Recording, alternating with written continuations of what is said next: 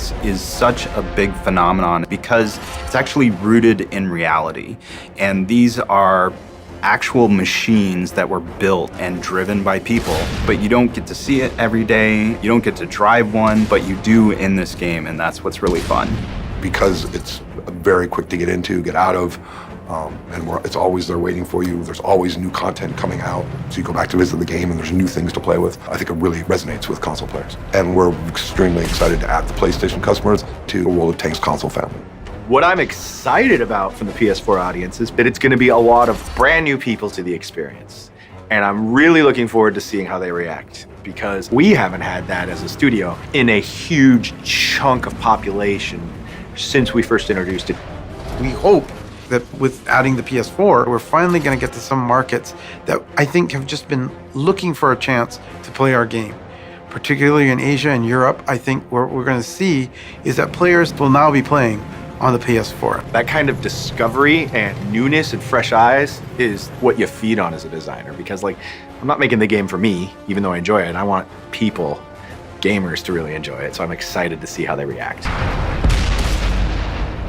New players, when they come in, they're seeing a game that they've just downloaded that's actually free, that looks amazing. We slowly kind of roll them into that whole experience of being a tanker, and we start you at a low tier and work your way up. And there's some new stuff coming that I can't really talk about that really kind of is going to change the way we train you and what we give you initially, which is really cool.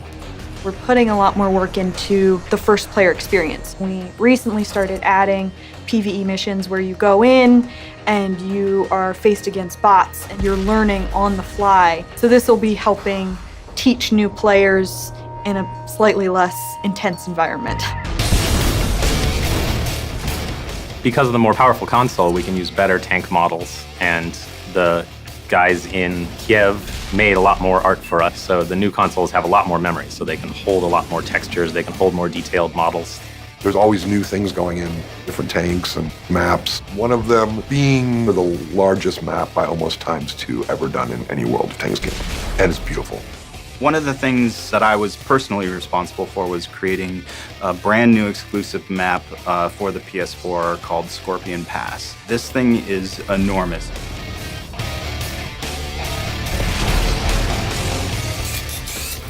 I think it's great that the game's releasing on PlayStation 4, just to see the progression, to see the game advance and the player base hopefully doubles, triples. We know there's even going to be more resources to advance the game.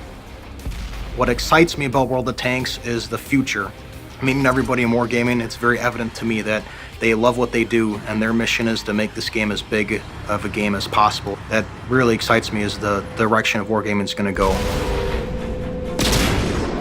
With the PS4 launch, we're going to move to new consoles, we're going to move to new technologies, and we're going to keep expanding and improving how the game looks and how the game plays. This game is really fun. It's great to play with people or solo on your couch, playing matches, or doing PvE. It's a fun experience, it's a strategic experience, and even a historical one, and I think that's a neat, interesting combo.